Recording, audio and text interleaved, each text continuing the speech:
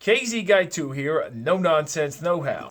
Today, I would like to briefly share my thoughts and experience with these Harbor Freight Air Ratchets, the Earthquake 3/8 inch ones. And then I'm also going to show you a couple of the common failure points that I've been experiencing with these. And towards the end of the video here, I have a few honorable mentions for you too. This right here is the OG Harbor Freight Earthquake 3/8 ratchet, non-impacting. This is older, it's about 4 years. Never let me down once, it's never broken, and it's tried and true. Now on the left here, this is only about 2 years old, and this is the newer version, the impacting style. I've had this break on me a couple times already, and I'll show you those here, but let's go over the differences. Physically, they're pretty similar. The older one does have a much beefier head, which you can see I've been using for hammering on things, so that works very nice for that. They both have grease zerks on them. The older one does have one extra grease zerk, which I like. Now the OG is going to have the directional exhaust here that you can spin and spew different ways. However, the newer style with the down exhaust at the bottom, much better. I don't like the throttle control on the old style because it has just this push button. It's pretty much either on or off when you press it, but it does have adjustable flow right here, so you can set the intensity on this set screw right here. On the newer style, you have much more control with the extended throttle like that, so you have a lot more control over the speed at which the ratchet's going to be spinning. And in case you were wondering, yes, these ratchets are red when you buy them new. These are just really dirty. You can tell I don't clean my tools very often, so look at that. Still shining beautifully. You know, the older one actually has 3 zerks. You got one right up here too. Pretty sweet, I like to see that.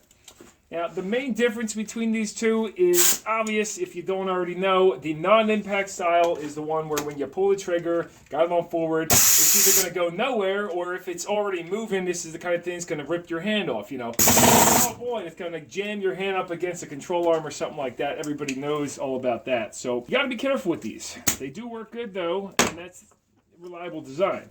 Now, the impacting style, you're going to be able to put it on here, pull the trigger, and you know, it's going to give that impact. But when you let go, they both still lock down firmly. So again, when the bolt hits torque, you're going to be able to... It's going to keep trying, but it's not going to rip your arm off. Now, torque-wise, they're both pretty similar, but we're not going to go into the fine details on that. All right, so the failure points on this. Number one is going to be the head on these. I've cracked a few of the heads off, and that is my own fault. I shouldn't be putting that much torque on this head. They break. But the next common failure is you have 2 needle bearings which lie inside of this head up in here, right where my fingers are. And you I had to hammer those out of there. Well, these needle bearings over time, they shatter and break apart, and then the gun ends up seizing up. And it's no surprise that they do so, because within this handle is this guy spinning right here.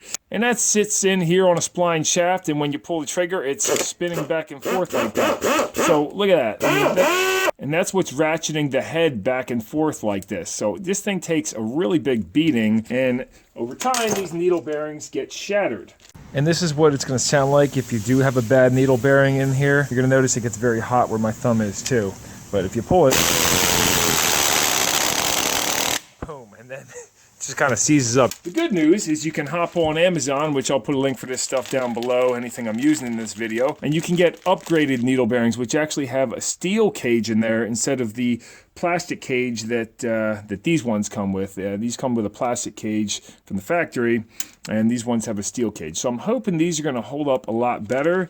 I'm not going to show you exactly how to do the repair because this head pretty much just twists off here, and if you're using an Air Ratchet, you know how to work on things. So rip it apart, hammer those old needle bearings out, and then hammer the new ones in, and yeah, just make sure to check the depth of them before you take them out. Notate where they are located in there and how deep they're indexed in there. But yeah, here's the main body. The main body of the Air Ratchet seems very reliable. But the head and the shaft, a little bit of weak points there. So that's what I'm dealing with. I just wanted to share with you the common failures. Now, a few honorable mentions. One that I don't use that often. This is a true impacting 3/8 Air Ratchet made by Gersel Ran. And this puppy lays down some serious torque in forward and reverse. You put that baby on there, has a true impacting head on it. The main downside is it's extremely bulky, and that's one of the reasons I don't use it very often. Also has a down exhaust. Not going to go into a ton of detail on it. Greasable too.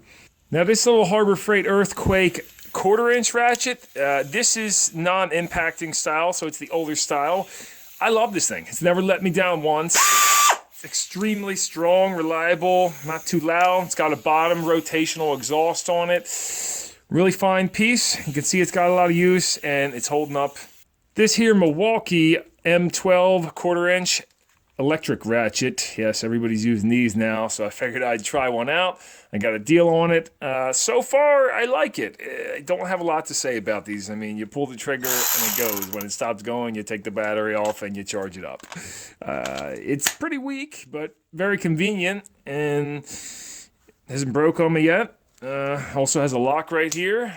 You have pretty good throttle control with it. You can go just a little bit if you want, or full speed. It is the ratcheting style head as well on this.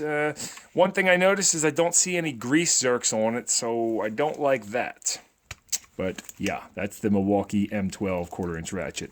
Lots of videos on these if you want to see side-by-side comparisons of all these guns. And in case you're looking at my vise wondering why the heck does he have it mounted up like this, the reason is for storage. Just loosen that up. Then pop this baby out. It's extremely heavy, and then you just slide it down here for storage, keep it out of the way, or if you want to work on something lower down here, you can too. Got one set up over there. You just got to make sure when you're pulling this thing out, if you pull it too far, this could fall on your foot, so I had this red painted here for that reason, but it's still very dangerous.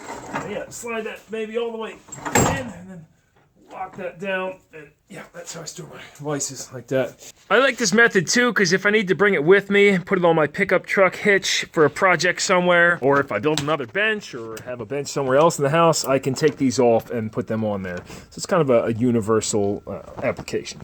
And I think that's going to conclude this video. Harbor Freight Air Ratchets, the Earthquakes. Definitely give them a thumbs up. I like them. They work very well and are very reliable. Give my video a thumbs up if this helped you out or you found it useful. And until next time, this is KZ Guy 2 here at No Nonsense Know How. You enjoy the rest of your night. I'll see you next time.